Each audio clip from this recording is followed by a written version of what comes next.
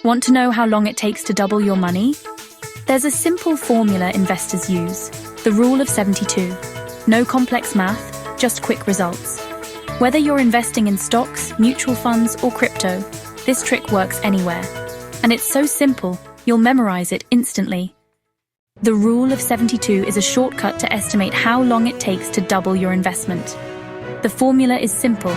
72 divided by annual rate of return equals years to double. 8% return. 72 divided by 8 equals 9 years. 12% return. 72 divided by 12 equals 6 years.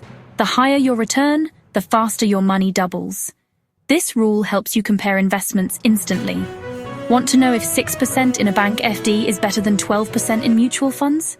The math tells you right away. You can flip it too. Want to double your money in 5 years? 72 divided by 5 equals 14.4%, so you need an investment earning around 14% annually. That's the Rule of 72, simple, powerful, and every investor should know it. Now, what's your current investment return? Drop it in the comments, and let's see how long it'll take to double.